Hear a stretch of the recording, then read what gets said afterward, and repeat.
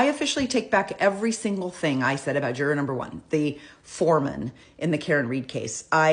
When Bev first named him the foreman, I thought, I didn't realize that it was always that first seat that gets picked to be the foreman. So I was like, goddamn biased Bev. She picks the one guy who didn't take a single note, didn't pay any attention.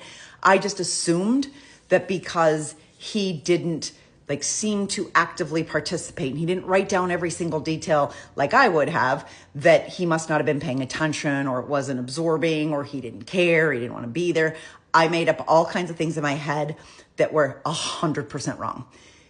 As a sharp young man who knows right from wrong, he understands the bias in our judicial system, and he led this jury to what I believe, and he believes, and what many people now in the world probably think is a very just verdict in the Karen Read case.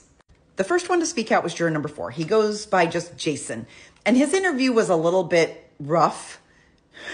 I don't want to talk about the shirt. But he seemed nervous. He seemed like he kept looking off camera, like there was an attorney or somebody advising him. It's fine. If you don't want to talk, you don't have to talk. Jason basically came out first and said there were just simply a lot of holes in the investigation. Juror 11, Paula Prado, she just felt like there was just way too much reasonable doubt. She's saddened by the fact that John O'Keefe's family is still trying to find justice. And as a juror, she recognizes that people will say, oh, the jury got it wrong, it's their fault. And she very comes out and says, this isn't our fault.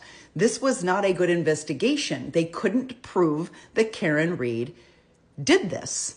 Here you see her acknowledging that the scratches, they did not believe that the scratches on John O'Keefe's arm were caused by anything really other than a dog, which aligned with the defense's story. I think when you're given the two options, if that's all you're given is, did it come from a taillight as a vehicle hit your arm and kept going, or was it from a dog? And then you hear the two experts, you got to go, well, Jesus, it's the dog, right? Yeah, she goes on to share the opinion that something happened inside that house. That what it is, she doesn't know, but she can't explain why the Alberts did not come out and why the dog didn't bark, and says there were holes that they couldn't fill in.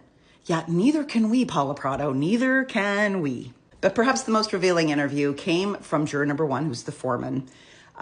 He's a young man from Jamaica Plain. He has not revealed his name, but he says, there was no aha moment.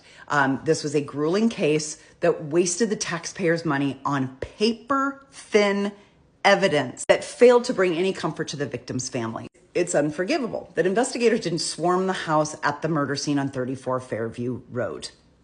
He goes on to say, if that body was on my front steps, I know my house would have been stormed.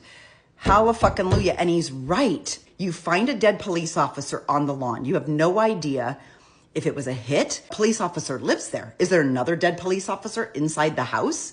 You don't know that. Why didn't they storm the house and secure the location to make sure everybody was safe and alive? And I love his enthusiasm, but we all know, Jen McCabe didn't even go in the fucking house. She's family. That's her sister and her brother-in-law. She didn't even go in the house to make sure they were all okay, because she already knew the answer to that question. Also calls out the texts from Proctor, how inappropriate they were. They showed a serious bias. I know there were a lot of people that were upset that Proctor didn't take the stand, that he needed to get up there and he needed to admit he did. No, he didn't. All you need to do was get the texts in. And there were a ton of you that said, Hank Brennan reading them didn't really. Oh, yeah, it did. Oh, yeah, it did. All you have to hear is the word CUNT, and it makes your fucking skin crawl.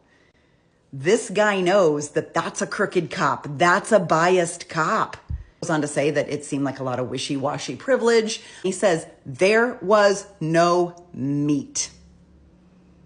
Commonwealth of Massachusetts just paid almost $1 million and didn't get any fucking meat. So much insight from these jurors. But the takeaway, that's the best part. Proctor is on ABC going, I wouldn't have changed a thing. I wouldn't have changed a thing. I think it was a good investigation. Yuri testifies, it was a good investigation. You got 3 jurors all back to back to back saying there was a lot of holes in this investigation. This was bad, shoddy work. It was expensive. There was no meat. And Proctor's like, but I would do it the exact same thing again. That's what makes you a bad fucking cop. That's why the death of John O'Keefe will never get solved, because you've got people openly and honestly telling you, here's where the holes were in the investigation. We are the jury. We're telling you honestly what was missing. And the cops are like, nope, la, la, la, la, la, la, la, good investigation. La, la, la, wouldn't change a thing. John O'Keefe's family will never get an answer. John O'Keefe will never get justice. The jury is putting out the handbook for you, going, just go back through and look at these 3 things. And they're not going to. They're not going to, because they don't give a shit.